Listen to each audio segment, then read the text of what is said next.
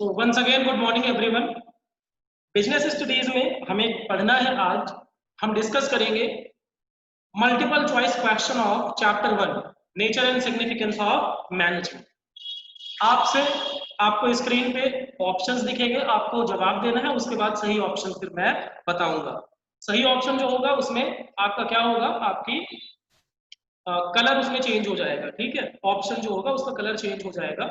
तो let's get started. आपको reply जरूर करना है, चैट बॉक्स एक्टिव रखिएगा and you will get 10 seconds to reply. ठीक है ना, 10 सेकेंड टू आंसर। ठीक है, तो आपको जवाब जरूर देना है। इंटरैक्टिव बनाने की कोशिश करेंगे। मैं चैट बॉक्स ओपन कर लेता हूं। ठीक है, सो चलते हैं पहले क्वेश्चन की तरफ।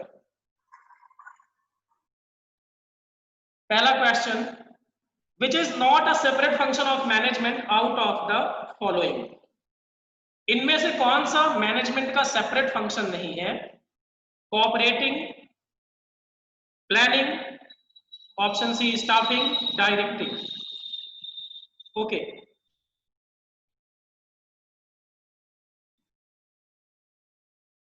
And the right answer is cooperating. ठीक है, अगले क्वेश्चन की तरफ चलते हैं।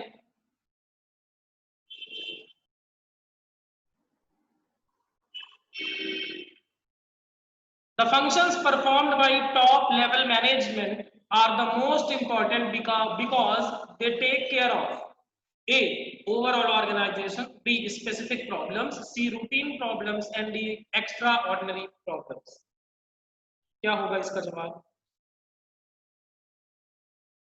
जल्दी बताइए। ओके, असद का जवाब आ गया, आर्यन का जवाब आ गया, सुमित का जवाब आ गया, रामशु। And the right answer is overall organization। Option A is the correct answer. उसके बाद अगले क्वेश्चन में चलते हैं। Which is not an organizational or economic objective of management out of the following? A, growth of the organization, B, survival of the organization, C, providing employment, and D, earning profits। इनमें से कौन सा organisational objective of management नहीं है? Growth of the organization, survival of the organization, providing employment and earning profits. Right answer is C, providing employment. उसके बाद अगले question की तरफ चलते हैं। Policy formulation is function of. Policy बनाना किसका फंक्शन है? Option A top level manager, option B operational manager, option C middle level manager, option D all of the above. Policy formulation is function of. Policy is always formulated by the top level managers। आगे चलते हैं। Coordination can be considered as. अच्छा, एक चीज मुझे बताइएगा इससे पहले, ये आपको अगर मैं यहां पे क्लिक करता हूं कोई वॉइस सुनाई देती है क्या? आवाज आ रही है क्या? कोई म्यूजिक?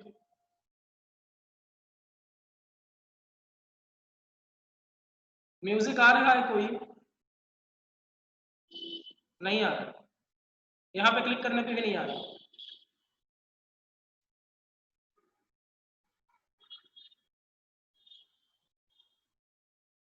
चलिए ठीक है, no problem.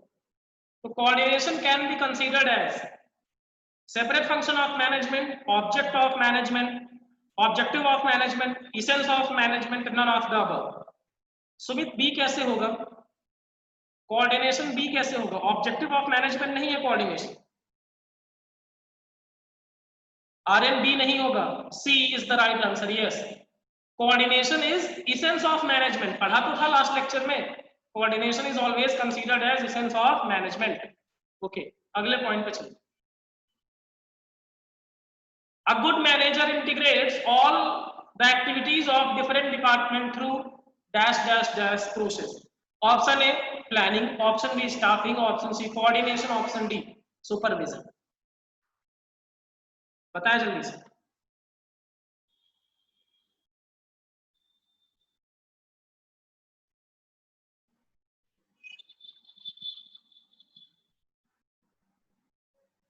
Option C coordination, yes right answer is coordination. उसके बाद management aims to at achieving efficiency effectiveness, both efficiency and effectiveness and none of the above. क्या होगा इसका जवाब? मैनेजमेंट का क्या एम होता है? इफिशियंसी अचीव करना, इफेक्टिवनेस अचीव करना, दोनों, इफेक्टिवनेस एंड इफिशियंसी अचीव करना, none of the above. C both efficiency and effectiveness achieve करना। आगे चलो। Middle level management consist of, middle level management में कौन कौन होते हैं? President, chairman, finance manager, supervisors. बताएं मिडिल लेवल मैनेजमेंट में कौन होता है इनमें से? President, chairman, finance manager, supervisor.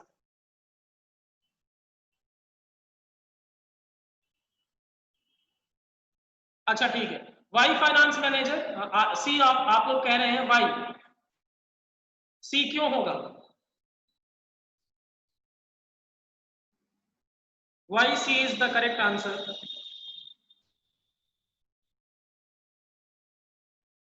बताएं, आप कह रहे हैं ना सी।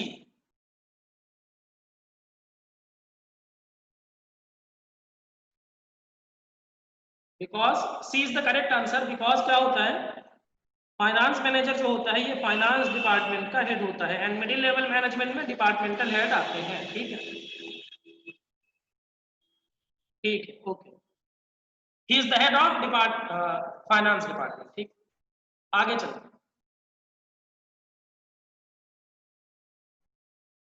Who is the responsible for welfare and survival of an organisation? Organisation के वेलफेयर और सर्वाइवल के लिए कौन रिस्पॉन्सिबल होता है? Top level management, middle level management, operational management, none of the above.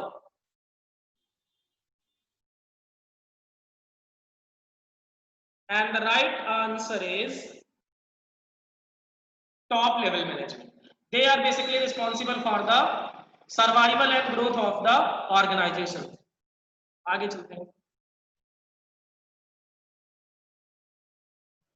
Which of the following is not included in the top level management? इनमें से कौन सा top level management में included नहीं होगा? A chief executive, B managing director, C finance manager और and D board of directors।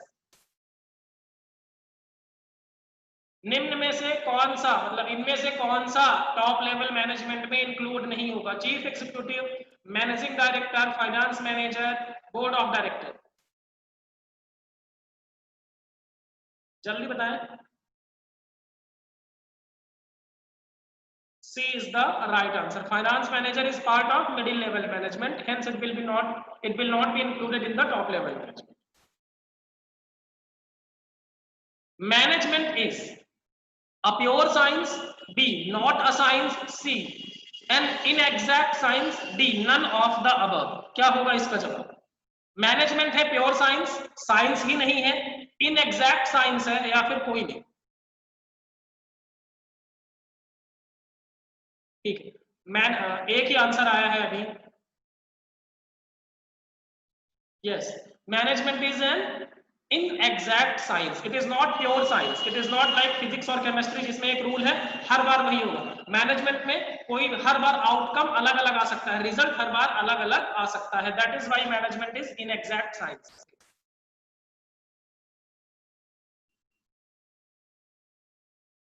अब ये सवाल आप ध्यान से पढ़िएगा, इसमें जल्दबाजी नहीं करेंगे आप। Reliance limited target production was 25,000 units of television in a year at a cost of rupees 10,000 per television। Reliance limited का टारगेट था एक साल में 25,000 टेलीविजन बनाना, और हर टेलीविजन की कॉस्ट कितनी होनी चाहिए? 10,000 रुपए होनी चाहिए। Production manager of the company was able to achieve this target but at a higher production cost. Production manager ने 25,000 यूनिट तो बना दिए, लेकिन उसने 10,000 से ज्यादा खर्चा कर दिया। In this case manager is dash dash dash but not dash। option A efficient but not honest, B efficient but not effective, C effective but not efficient, D none of the above। सोच के बताइए।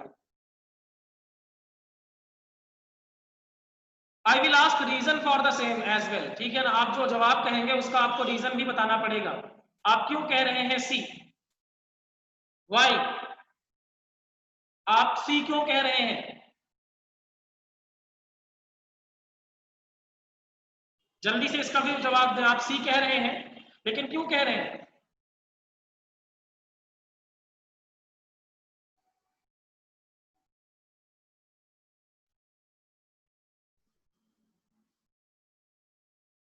Manager ने target achieve कर लिया है, target achieve कर लिया तो he is effective, target time पे अचीव कर लिया तो इफेक्टिव तो हो गया, लेकिन उसने रिसोर्सेज ज्यादा लगा दिए, पैसे ज्यादा लगा दिए, तो ही इज नॉट इफिशिएंट। तो management, the manager will be called as effective but not efficient. ठीक है, मैनेजर इफेक्टिव तो है, टारगेट तो टाइम पे अचीव कर लेता है, but he is not efficient. ठीक है, आगे चलते हैं। ठीक है, ग्रेट, हाँ सुमित सही बोल रहे हैं आप। उसके बाद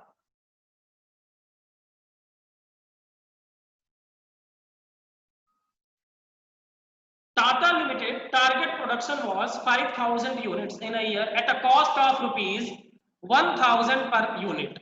टाटा लिमिटेड का टारगेट था 5,000 यूनिट का और हर एक यूनिट की कॉस्ट 1,000 रुपए होनी चाहिए। Production manager of the company was able to cut down cost but could not achieve the target. Production manager ने क्या किया, 1,000 के अंदर ही बना डाला, but he was not able to achieve the target. In this case, manager is dash dash dash but not dash. Efficient but not effective. B. Efficient but not honest. C. Effective but not efficient, and D. None of the above.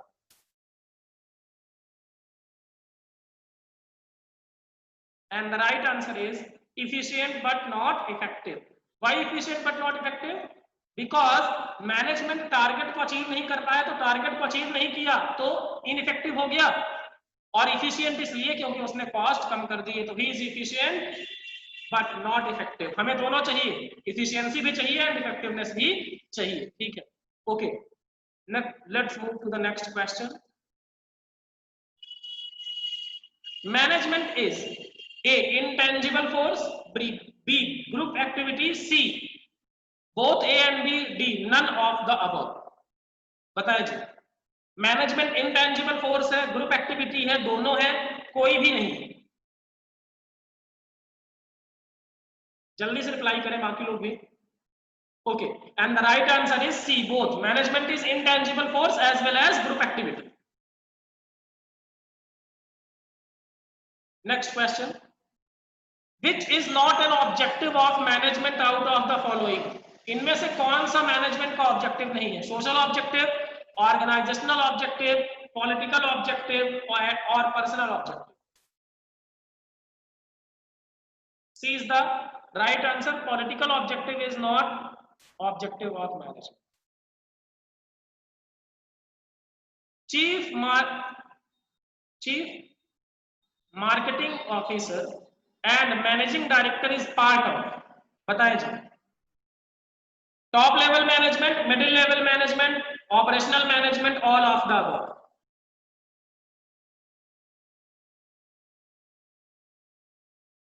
Top level management, तो top level management is the right answer. Which of the following is not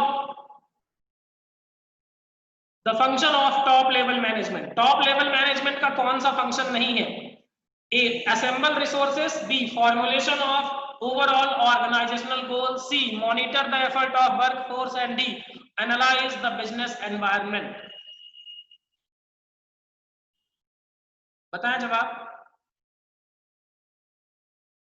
आप लोग गलत बोल रहे हैं, आर्यन, प्रांशु, आपका जवाब गलत है।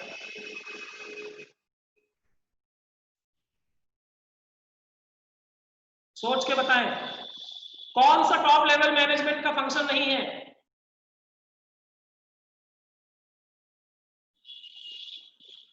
असेंबल यानी रिसोर्सेस कहां से लाना है, तो ये तो टॉप लेवल मैनेजमेंट ही करेगा। रिसोर्सेस कहां से लाना है ये कौन करेगा? ये टॉप लेवल मैनेजमेंट ही करेगा। So C is the right answer, monitor the effort of the workforce. ये किसका काम होता है? This is function of lower level management.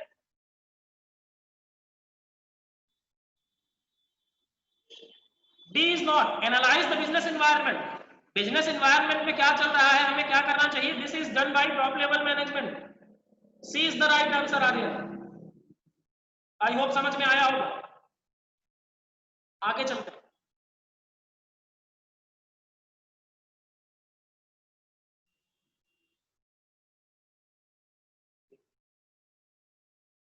Which characteristics of profession is found in management? Profession का कौन सा कैरेक्टरिस्टिक्स मैनेजमेंट में पाया जाता है? Professions are bound by code of conduct, membership of professional association is compulsory, well defined body of knowledge and entry to profession is restricted. बताएं जवाब इसका, बताएं जल्दी से, कौन सा होगा इसका सही जवाब? सोच के बताइएगा।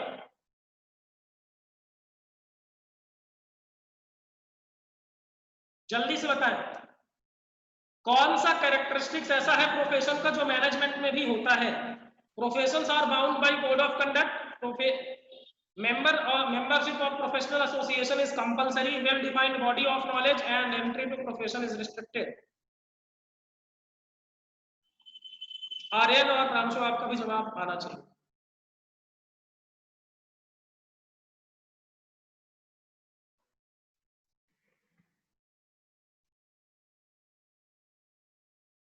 And the right answer is, देखो पहला क्या है, professions are bound by code of conduct. Management में कोई कोड ऑफ कंडक्ट नहीं होता, प्रोफेशन में होता है, तो ये कैरेक्टरिस्टिक्स नहीं है। Membership of professional association is compulsory, profession में चाहिए लेकिन मैनेजमेंट के लिए किसी भी एसोसिएशन की मेंबरशिप कंपलसरी नहीं है, आप ऐसे भी बन सकते हैं। Well defined body of knowledge, management and profession दोनों में क्या होता है, नॉलेज होता है, वेल डिफाइंड बॉडी दोनों की थ्योरी है। और entry to profession is restricted, आपको एमबीबीएस बनना है तो आपको एग्जाम देना पड़ेगा, लेकिन मैनेजर बनना है तो कोई एग्जाम देने की जरूरत नहीं है। So the right answer is answer C, well defined body of knowledge. उसके बाद चीफ मार्केट, ये तो हो गया, सॉरी ये रिपीट हो गया क्वेश्चन, आगे चलते हैं। Management is both science and art. Science can be defined as A, systematic body of knowledge, B, practical application of knowledge, C, both A and B, D, none of the above. What is the right answer? बताएं जल्दी से। Management science and art है, ये कैसे पता चलेगा? Science को कैसे डिफाइन करेंगे आप? Science can be defined as, पूरा सवाल ध्यान से पढ़िए, management is both art and science, science can be defined as, science can be defined as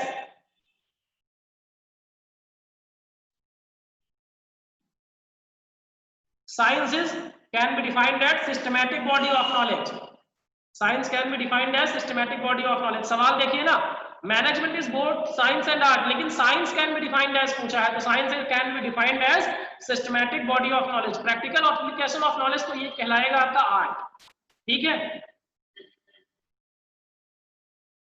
उसके बाद चलते हैं अगले क्वेश्चन की तरफ।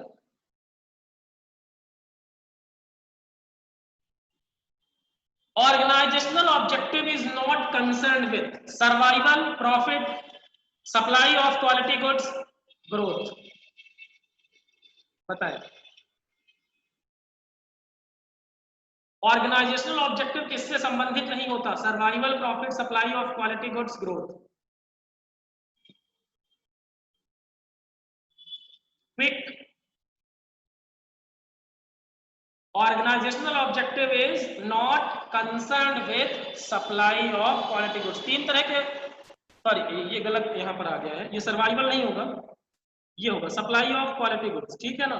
This is the right answer, answer C is the right answer. आप सर्वाइवल मत करिएगा, ये गलती से यहाँ पे हो गया है, तो answer C is the right answer, ठीक है।